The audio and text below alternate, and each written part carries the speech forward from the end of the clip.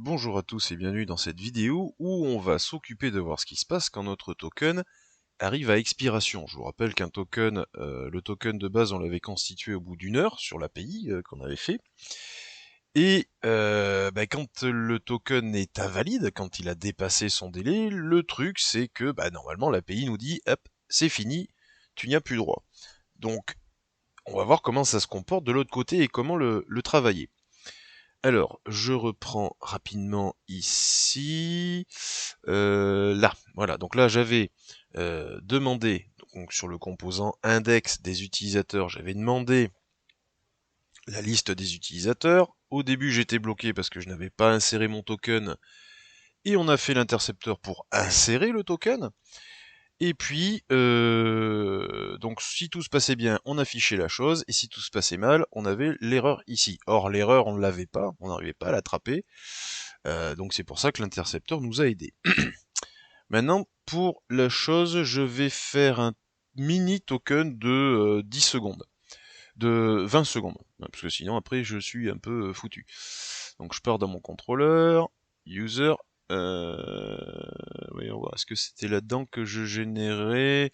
Ah non, oui, on avait enlevé la mécanique. Ah mais non, c'est dans l'authentification, je suis bête. Non, ici, ok. Et dans mon fichier d'environnement.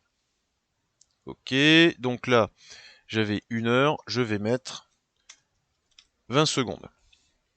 20 secondes, donc je m'authentifie, j'ai 20 secondes, et maintenant, il se passe quoi quand mon token meurt? Donc, je retourne, peut-être que je lance mon serveur. Hop. Impeccable. Je vais de ce côté-là, c'est tout bon. Je me log out. Je retourne dans admin. roger.com. Mot de passe Roger. Je me log. Bon, jusque-là, tout va bien. Si j'ai dans la liste de mes utilisateurs, j'ai la liste blablabla. C'est impeccable. J'attends mes 20 secondes. Voilà, j'ai coupé un peu. Donc ça y est, j'ai mon erreur. Because mon token a expiré. Hop, je reprends. Tiens, on va vite se le faire. Je prends tout ça. CTRL A, copier. Je vais sur jwt.io. Hop, on accepte. Je prends tout ça. J'y mets mon token. Donc ici, je sais pas si vous allez bien voir, mais il était pour 11h05-19. Forcément, on est à 11h05-39. Donc, ok, j'ai bien mon token de 20 secondes. Et là, forcément, hop, je me suis fait dégager. Petit problème. Si on regarde bien d'où sort l'erreur, ce n'est absolument pas depuis mon composant index. Ça veut dire littéralement que ici, je n'y passe jamais. Alors du coup, on va encore utiliser l'intercepteur pour gérer cette erreur. Et c'est ici que ça va se faire. Alors, juste avant de relâcher, on va y intégrer une mécanique, c'est-à-dire que cette requête, ce flux qui est généré avec le next handle, je vais lui dire de me rajouter quelque chose juste avant de relâcher, donc une mécanique de réponse. Là, je ne fais que l'envoi et je vais lui ajouter sa mécanique de réponse. Alors pour ça, j'utilise pipe. Pipe qui normalement... non, pipe, il est très bien géré, ok. Et puis ici, je lui dis de me catcher les errors. Catch error, qui est une fonction tout ce qu'il y a de plus classique. Hop, pardon. Là. Par contre, catch error, il faut que je l'injecte. Il faut que je l'importe, pardon. Tu vas savoir d'où ça vient.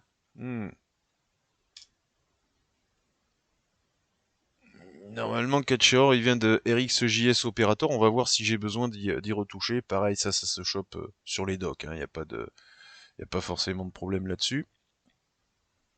Donc, ici, hop, je vais dire, donc tu m'attrapes les erreurs. Quand la requête va revenir, quand la réponse va revenir, tu m'attrapes l'erreur. On peut se faire un petit console log d'ailleurs. Console log erreur, histoire de voir. Et ensuite, cette erreur, je vais la tester. Si erreur.status est strictement égal à 401, c'est-à-dire que je ne suis pas authentifié, ce qui est en train de se passer d'ailleurs. Je ne suis plus authentifié, mon token a expiré. Donc si c'est une 401, à ce moment-là, tu me fais this.tokenService. Clear token. Je vous rappelle que le clear token, ce qui fait, c'est mon remove item blablabla et navigate. Alors on peut se faire encore une petite mécanique. On peut faire, tiens, clear token expired. Voilà. Bon, alors celle-là, elle est vraiment pas obligatoire. C'est juste qu'on était en train de bosser, que hop, et on retourne à off. Voilà. On était en train de bosser, ça, on s'est fait éjecter, puis du coup, saucisse. Par contre, du coup, elle doit me retourner quelque chose, donc throw, return. C'est une throw error token expired ou session expired. Hop là. On peut se la faire comme ça. Alors évidemment, encore une fois, lui, VS Code, il va me dire ouais, bon, ça, attention, tu devrais retourner un observable, blablabla. Évidemment qu'aujourd'hui, on ferait plus tellement dans ce sens-là. Hein, ça serait plus avec Axios, mais là, c'est pour montrer les objets de base. Et encore une fois, je le ferai peut-être avec Axios. Donc, l'idée est la suivante. Juste avant de relâcher cette requête, je vais insérer une mécanique de réponse, de traitement d'informations sur la réponse. C'est comme ça que je vais pouvoir déterminer un comportement, puisque sur mon index module, ça, je n'y vais jamais. D'ailleurs, on peut faire très simple. Hop. Tac. Au final, puisque de toute façon, je n'irai pas. Hop, voilà. Avant que l'intercepteur me relâche la requête, je lui ajoute une mécanique pour la réponse. Donc je rentre dedans avec un pipe, j'y ajoute cette mécanique, je referme mon pipe, et le next handle peut envoyer la requête au serveur. Hop, alors on y va, mais tiens, ça a l'air d'avoir fonctionné, donc marcel@roger.com, tac, je suis connecté, je vais à la liste de mes utilisateurs, je les récupère, j'attends mes 20 secondes, je rafraîchis, hop, et j'ai été automatiquement redirigé vers mon formulaire d'authentification, puisque c'est exactement ce qu'on lui avait dit ici.